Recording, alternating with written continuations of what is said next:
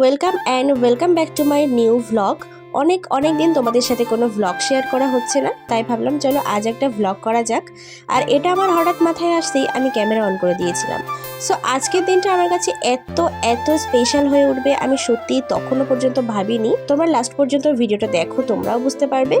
যাই হোক, এসব নিয়ে পরে কথা বলছি। আগে বলে দিই আজ আমি কোথায় যাচ্ছি।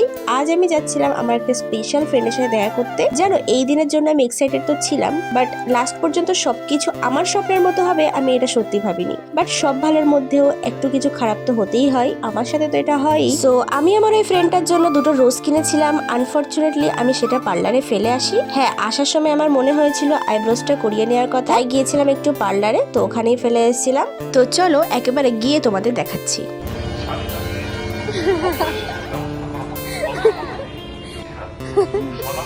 ফাইনালি আমাদের দুজনের আজকে দেখা হলো। ভেবেছিলাম কি আমাদের দেখাই কখনো হবে না, কিন্তু ফাইনালি দেখা হয়ে খুব আমিও ভীষণ খুশি। তো এবারে বলি আমাদের দুজনের পরিচয় ইউটিউব থেকে, আর সেখান থেকে কথা বলতে বলতে আজ আমাদের প্রথম দেখা। সত্যি কথা বলতে ও খুব ভালো। যাই হোক, আমাদের ফ্রেন্ডশিপ নিয়ে না হয় লাস্টে কিছু কথা বলবো। বেসিক্যালি আমাদের প্ল্যান ছিল বারাসাত সিরাজ উদ্যান পার্কে দেখা করার, যেহেতু বারাসাত ওর আর আমার বাড়ির একদম মিডল পয়েন্টে। বাট ওই দিন আনফর্চুনেটলি পার্কটা বন্ধ ছিল। তারপর আমরা 10 মিনিট ধরে ডিসাইড করতে পারছিলাম না যে কোথায় যাব। তারপর আমার মনে হলো সায়ারা মুভি দেখার কথা। 18 জুলাই সায়ারা মুভি রিলিজ হয়েছিল, আর আমরা গেছিলাম 20 জুলাই দেখতে।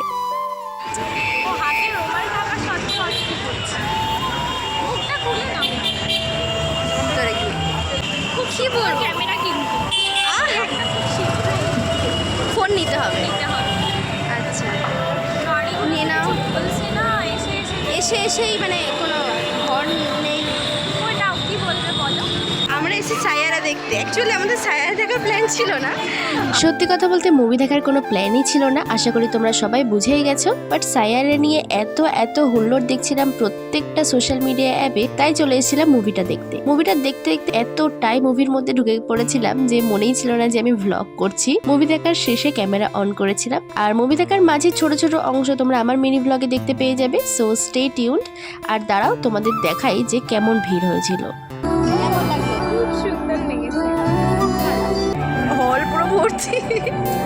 জানো, এখানে আমি একটা জিনিস খেয়াল করেছিলাম, সেটা হলো প্রত্যেকজন যাদেরকে তোমরা দেখছো সবাই লিটারালি চোখ মুছতে বার হচ্ছিল, মানে সবাই কেঁদেছে।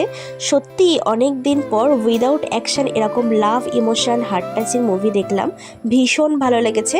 অবশ্যই তোমরাও একবার দেখো। এবারে আমরা ফুড কোর্ট খুঁজছিলাম খাওয়ার জন্য। তো এখানকার ফুড কোর্টটা যেটা ছিল সেটা ভালো ছিল, বাট আমি চাইছিলাম এমন কোনো জায়গা যেখানে ভিড়টা কম থাকবে আর আমরা খেতে মজা করে ভিডিও বানাতে পারবো। বাট এখানে যেহেতু প্রচুর ভিড় ছিল, তাই আমরা ওয়াশরুম থেকে এসে এখান থেকে বেরিয়ে গেছিলাম।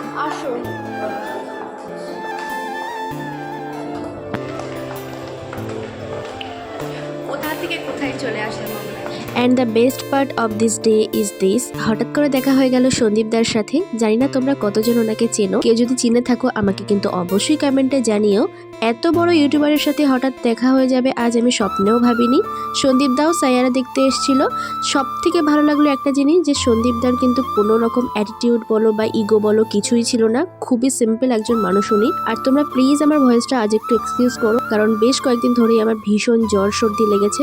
সো তার জন্য আমি ভিডিও পোস্ট করতে পারছি না ঠিক মতো। সো আশা করছি খুব তাড়াতাড়ি সুস্থ হয়ে তোমাদের সাথে আবারও রেগুলার ভিডিও আপলোড করার চেষ্টা করবো।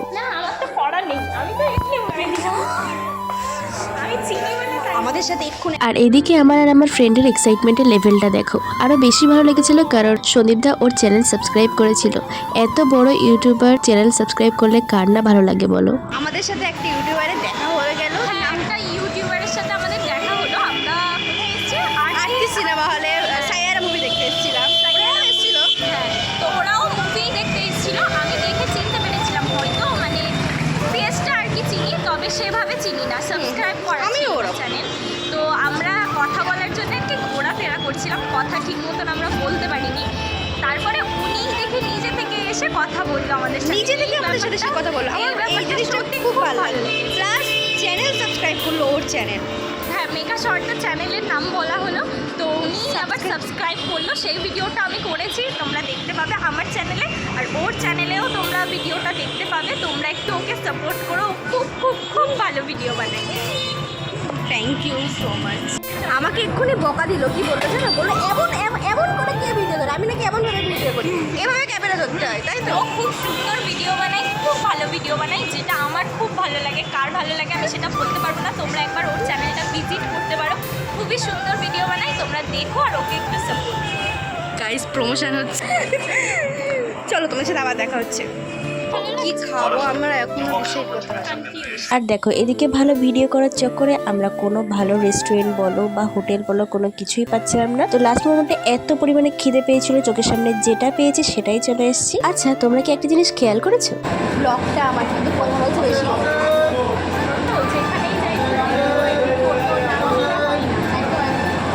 আর যারা যেসব মেয়েরা আমাকে পছন্দ করে না, আমি জানি না যে তারা মেয়ে নাকি অন্য কিছু। তারা হয়তো মেয়ে নয়, তারা হচ্ছে মাছ।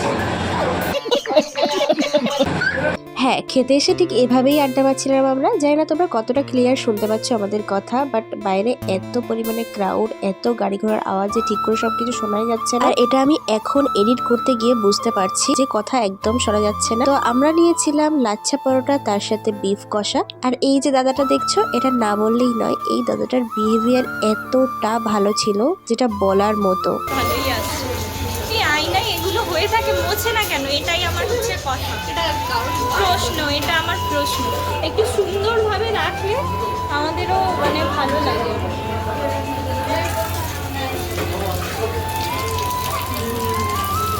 প্রত্যেকটা জিনিস নিয়ে আমার বেরোলাম এই এমন ফেল দেখেছো আমার ক্যামেরা ধরা নিয়ে ও আবার বলছে যে এমন করে কে ক্যামেরা ধরে। আর হুট করে আকাশ এত পরিমাণে মেঘলা হয়ে ওঠে যে মনে হচ্ছিল এই বৃষ্টি আসলো বলে। যাই হোক, আমরা এবার এমন একটা জায়গায় খুঁজছিলাম যেখানে গিয়ে আমরা একটু রিলস শুট করতে পারবো। সেই মতো টোটো করে চলে গেছিলাম আমরা স্টেশনে। চলে আসলাম স্টেশন।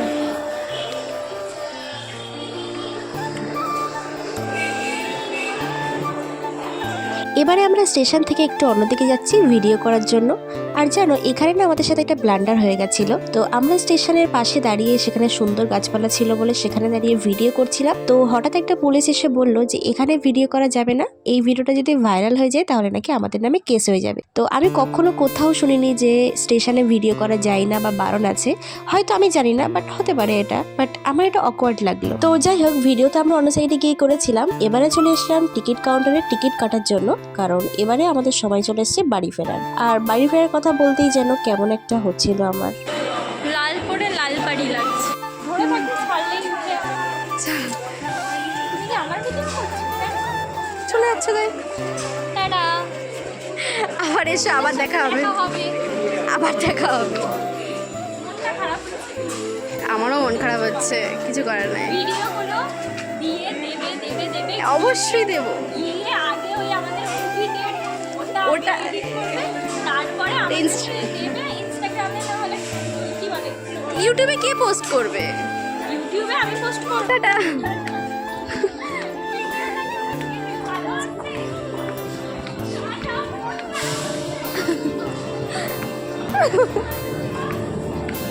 হুট করে ট্রেনটা ছেড়ে দিল, তাই লাস্ট টাইমে আমাদের হাক করা হয়নি। ও বুঝতে পারেনি আর আমিও বুঝতে পারিনি।